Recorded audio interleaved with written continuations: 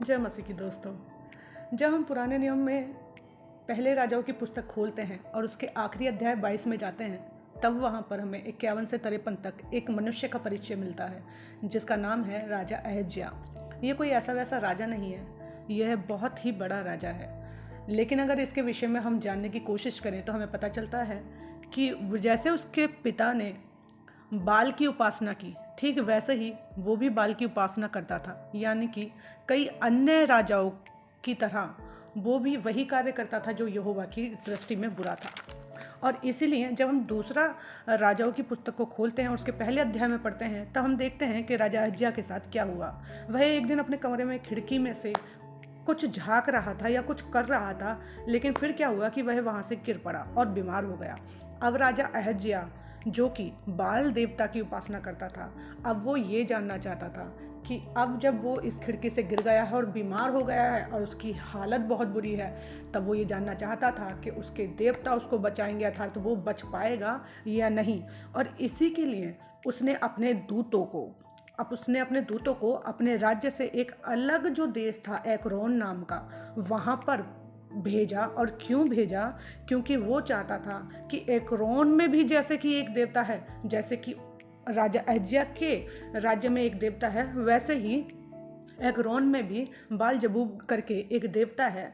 तो वो चाहता था कि उसके दास, उसके नौकर एक्रोन को जाएं और बाल जबूब नामक देवता से यह पूछ के आए हैं कि जिस बीमारी पे वो अब पड़ गया है, जिस बीमारी में वो अब रो रहा है, जिस बीमारी ने उसकी हालत बुरी कर दी है, जिस बीमारी में पड़कर वो अब केवल और केवल मृत्यु को देख पा रहा है, जिस बीमारी में पड़कर अब जिसके पास कोई आशा ही नहीं है, अब उसको कोई आशा मिलेगी या नहीं मिलेगी। अर्थात राजा अहज्या ये जानना चाहता था कि अब वो इस बीमारी से बचेगा या नहीं बचेगा। दूसरे शब्दों में कहें तो अब वो ये जानना चाहता था कि अब वो जो बीमारी में पड़ गया है, अब जो इतना बड़ा संकट उसके जीवन पे आ गया है, वो राजा है, वो जीना चाहता था, तो अब वो इस बीमारी से बचेगा या नहीं बचेगा, यानी कि वो मृत्यु को प्राप्त होगा या फिर जीवन को पाएगा। और जब उसके दूत एक्रोन को जा रहे थे अपने राजा का दिया हुआ एक संदेशा लेकर, अपने राजा का एक मैं कहना चाहूँगी कि प्रश्न लेकर उत्तर ढूंढने के लिए जा रहे थे, तभी एक अचंभा हुआ मेरे दोस्तों। तभी उसको, अगर हम तीसरा वचन देखें दूसरे अध्याय में, राजाओं के दूसरे अध्याय में तीसरे वचन को देखें, तब पता चलेगा हमें कि यहाँ पर एलिय्याह के साथ कुछ हुआ है। और क्या हुआ है एलिय्याह के साथ? तीसरे वचन में हमें पता चलता है, तब यहोवा के दूत ने तिशबी एलिय्याह से कहा कि उठकर सोमरोन के राजा के दूतों से मिलने को चला जा, यानी कि उन नौकरों से मिलने को चला जा और उनसे कहना, उनको बता देना। क्या बता देना? कि क्या इज़राइल में कोई परमेश्वर नहीं? जो तुम एक्रोन के बाल जबूब देवता से पूछने जाते हो। हाँ मेरे प्रियो, आज हमारे साथ भी यही होता है। हमारे आस में, हमारे पास में, हमारे साथ में परमेश्वर होता है, लेकिन फिर भी हम उस परमेश्वर को छोड़कर इधर उधर भटकते रहते हैं। जब हम पे कोई बीमारी आती है, परेशानी आती है, दिक्कत आती है, समस्या आती हैं, घटनाएं घटित होती हैं और हमारा मन अशांति से भर जाता है प्रियो, तो आज हम भी अपने परमेश्वर को छोड़कर, हम जानते हैं हमारे बुजुर्गों ने हमारे उस परमेश्वर के बारे में बहुत सी अद्भुत बातों को सुना है, बहुत कुछ रियलाइज़ किया है, अनुभव किया है उस परमेश्वर के चमत्कारों को, लेकिन इसके बावजूद भी क्योंकि हमारी नॉलेज पूरी नहीं होती, हमारा विश्वास उस पर नहीं होता, उसी प्रकार से हम भी राजा अहज्या की तरह उस पास के परमेश्वर को छोड़कर दूर की यात्रा पर निकल जाते हैं, ये जानने के लिए कि इस परेशानी में हम पड़े हैं, इससे हम निकलेंगे या नहीं निकलेंगे, इस बीमारी में हम पड़ेंगे, हम चंगाई मिलेगी या नहीं मिलेगी। और इसी तरह से राजा अहज्या ने किया, उसने अपने नौकरों को भेज दिया। और जब उसके नौकर उस प्रश्न को जो उसके राजा उससे जानना चाहते थे वो जा रहे थे, तब एलिय्याह ने उसके दूतों से सीधा वही कह दिया जो यहोवा ने एलिय्याह को उन लोगों को बताने के लिए बोला था। उन्होंने बोला, एलिय्याह ने क्या बोला नौकरों से कि क्या इज़राइल में कोई परमेश्वर नहीं है जो तुम एक्रोन के बाल जबूब देवता से पूछने को जाते हो? और इस ही लिए क्योंकि तुम अपने पास के परमेश्वर को छोड़कर उस दूर जगह की यात्रा पर जा रहे हो, वो छोटी सी बात पता करने के लिए जिसको तुम्हारा परमेश्वर, अगर तुम उससे प्रार्थना करो तो वो दूर कर सकता है, जिससे अगर तुम्हारा परमेश्वर से तुम अगर प्रार्थना करो तो वो उस परेशानी को तुमसे दूर कर सकता है। और इसलिए क्योंकि तुमने ये गलती की है, इसीलिए जिस पलंग पर तू पड़ा है उस पर से कभी ना उठेगा, परंतु तू मर ही जाएगा। और सीधा जब अहल्या ने इस तरह से राजा अहज्या के नौकरों से कह दिया, तब 5वें वचन में हम पढ़ते हैं कि अहज्या के सारे नौकर उस राजा के पास वापस आ गए और राजा से उन्होंने सीधा वही कह दिया जो राजा के नौकरों से अहल्या ने कहा था। और जब राजा को जब ये पता चला कि किसी ने उसके बारे में उसके देवता के पहले पूछे जाने से पहले ही उसको उत्तर दे दिया है, तब उस राजा ने अपने नौकरों से पूछा। क्या पूछा? 7वें वचन में हमें पता चलता है कि जो मनुष्य तुमसे मिलने आया था और तुमसे ये बातें कहीं, उसका कैसा रूप रंग था, उसका रूप वो लुकिंग वाइज कैसा था। और उसके नौकरों ने कहा कि वह तो रोआर मनुष्य था, यानी कि उस महान परमेश्वर, अद्भुत परमेश्वर के जो पंखों में रोआर होता है, उन रोआर को उन्होंने उसके शरीर पर देखा और उसके कमर में चमड़े का फेंटा यानी कि विश्वास का फेंटा बंधा हुआ था। और राजा ने कहा कि वो कोई और नहीं, वो कौन था? वो तिशबी अहल्या ही होगा। तब राजा जान गया कि वो तिशबी अहल्या यानी कि परमेश्वर का सच्चा दास ही होगा। और क्योंकि उसने कहा है तो वो हर एक बात सच होगी, क्योंकि वो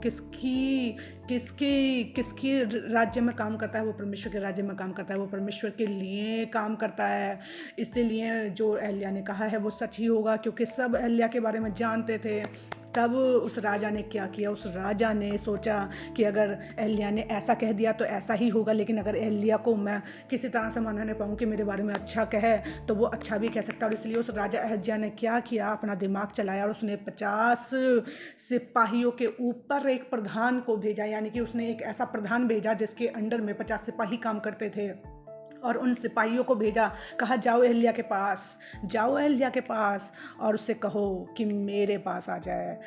समझे आप लोग? जब कई बार लोग अपने पैसे के गुरूर पर, अपनी शक्ति के गुरूर पर, अपने किसी भी चीज़ के गुरूर पर जब दूसरे इंसान से वो करवाना चाहते हैं जो वो चाहते हैं, तब भी एक सच्चे दास को ये पता होता है कि वो क्या कर रहा है और उसको क्या करना चाहिए। और अहल्या ऐसा ही था।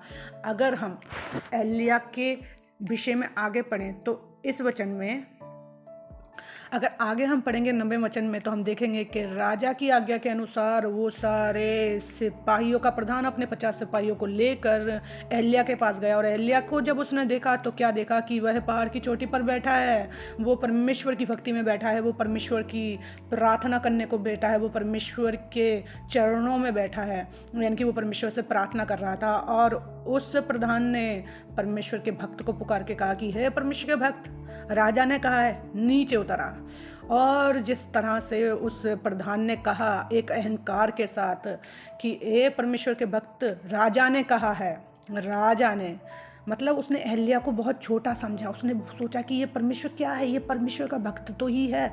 कई बार हम भी सामने वाले इंसान को बहुत छोटा समझ लेते हैं और सोचते हैं कि क्या है ये परमेश्वर का भक्त ही तो है। और हम बड़े निरादर होकर, बड़े ही छोटे शब्दों में, बड़े ही नीची दशा में सामने वाले को देखते हैं और उस दशा में होकर उसको बोलते हैं कि हे परमेश्वर के भक्त, नीचे उतर जा। क्यों नीचे उतरा? क्योंकि राजा ने कहा है। और अहल्या को क्रोध आया और उसने 50 सिपाहियों के प्रधान से कहा कि यदि मैं परमेश्वर का भक्त हूँ तो आकाश से आग गिर कर तुझे और तेरे 50 समेत भस्म कर डाले। और जैसे ही अहल्या ने कहा, आकाश से आग उतरी और उसके 50 समेत उस प्रधान को भस्म कर दिया। हालेलुया।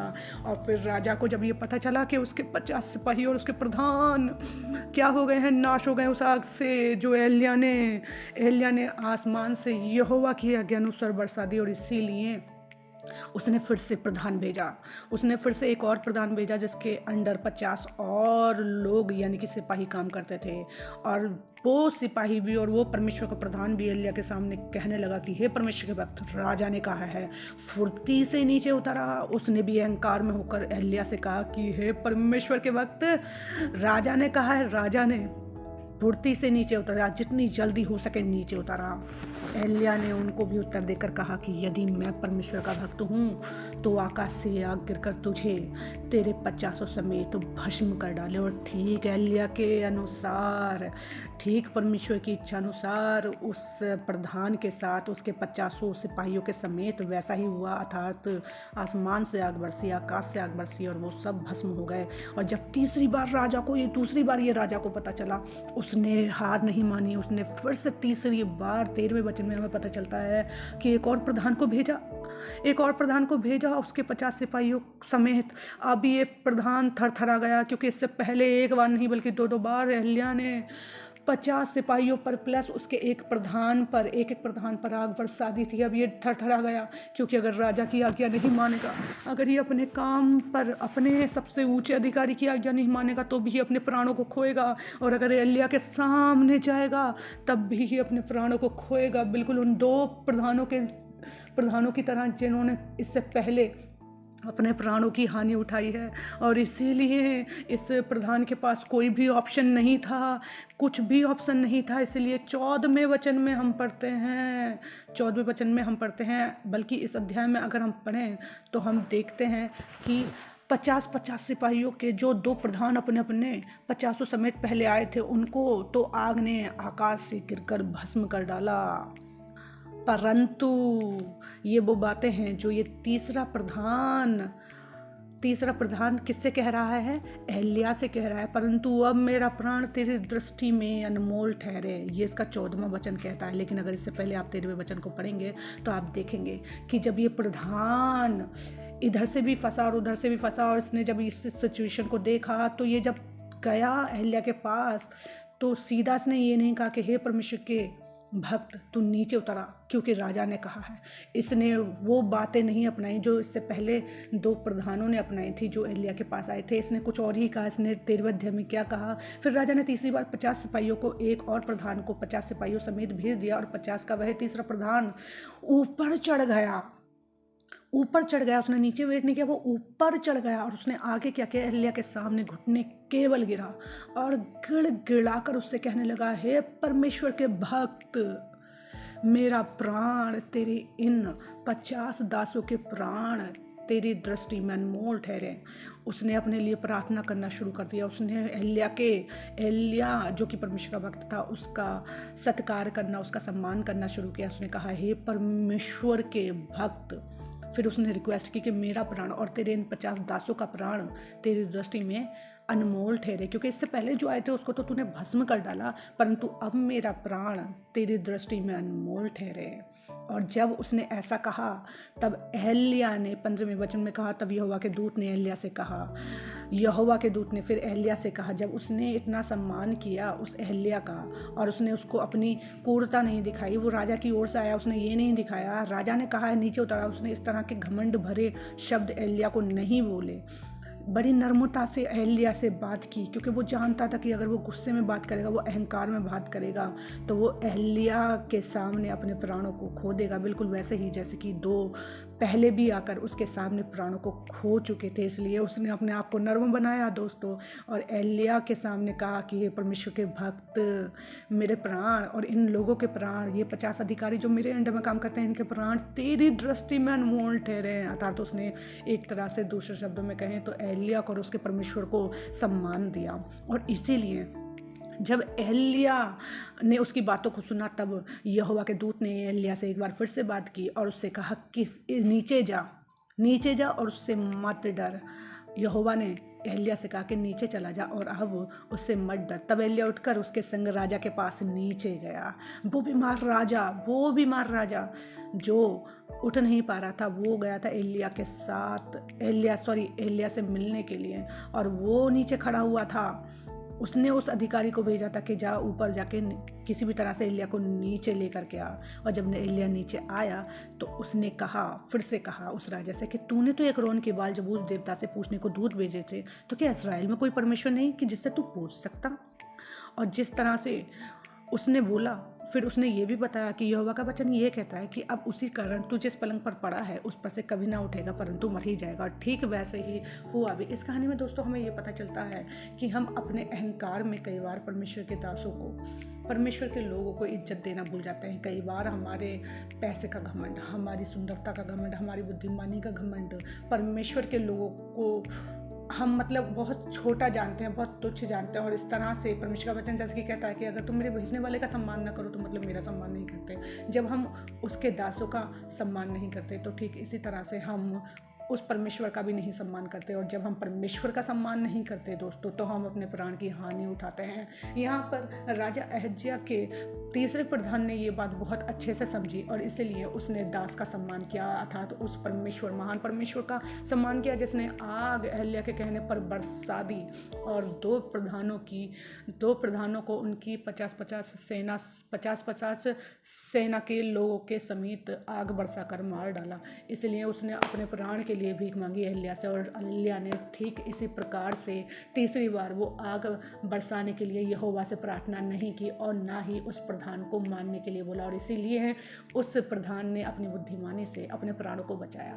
आज हमारे परमेश्वर हमारे पास रहता है, लेकिन फिर भी हम इतनी दूर दूर की यात्राएं करते हैं कि हम अपनी इस बीमारी से छूट जाएं। लेकिन हकीकत यह है कि अगर हम अपने पास में, अपने हृदय में ही जाके, तो हम देखते हैं कि परमेश्वर हमारे साथ है और हमें सिर्फ इस बात की ज़रूरत है कि हम उससे प्रार्थना करने पाएँ दोस्तों, ताकि इस प्रधान की तरह हम भी अपने प्राणों को बचाएं और अधोलोक के फाटक से निकाल के लेने पाएं। क्योंकि ऐसा करने की सिर्फ और सिर्फ इच्छा परमेश्वर हमसे करता है, क्योंकि दुष्ट तो चाहता है कि हम मर जाएं, आग बरसे आसमान से और हम मर जाएं। लेकिन जब हम अपने मन को दीन बनाते हैं, नम्र करते हैं परमेश्वर के सामने, उसके लोगों के सामने, परमेश्वर को जब सम्मान देते हैं, तब हम अपने प्राणों को बचा लेते हैं।